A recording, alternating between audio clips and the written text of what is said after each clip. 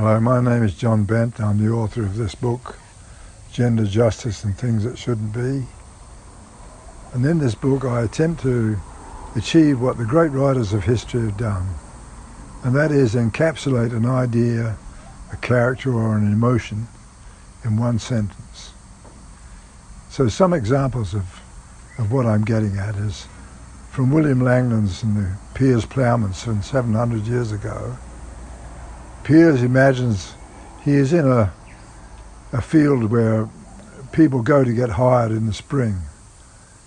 And he gives the example of, and the lawyers were there in their silks and gowns, touting for business.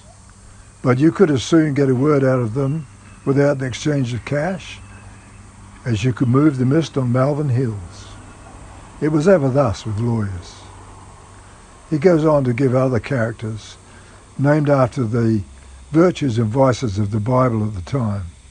And so we are introduced to Glutton, a greedy, dissolute man. He is ordered to go to Mass by his wife.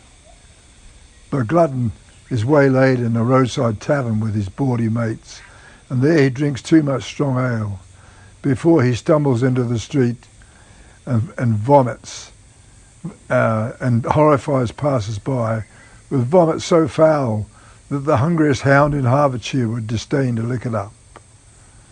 And now in the age of obesity, we're all familiar with Glutton and that type of people. The next example is from Geoffrey Chaucer's Canterbury Tales, where he creates a picture of medieval England as people ride on a pilgrimage to Canterbury. I love his technique in that sales. He introduces the character with a prologue. So the character and the circumstances are introduced, and then the character tells the story in the first person. This technique has been followed by many great writers. Boccaccio in the Decameron isolates a bunch of people in a remote chateau in Italy as they shelter from the stormy ravages of the bubonic plague. Other writers have done the same. Balzac in Droll Stories and Voltaire in Candide, they introduce their characters and then they tell a story.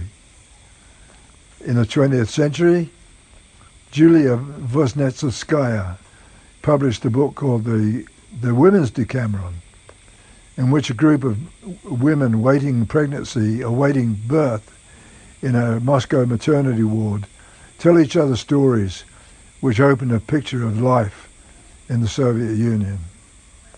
And then, of course, soon after, is Alexander Solzhenitsyn. He created the magnificent novel Cancer Ward, where he, a political exile, returns from exile and is in a cancer ward with the perverse democracy of Russian healthcare, with high-ranking officials, shepherds, children, all kinds of people in a Russian cancer ward. And by telling their story, he portrays the Soviet Union. And so that is my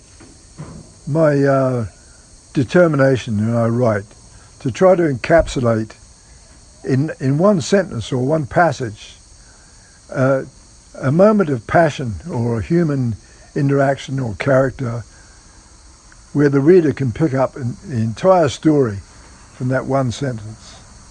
The great writers have done it, and I have tried. I hope people will see some of those things in my book.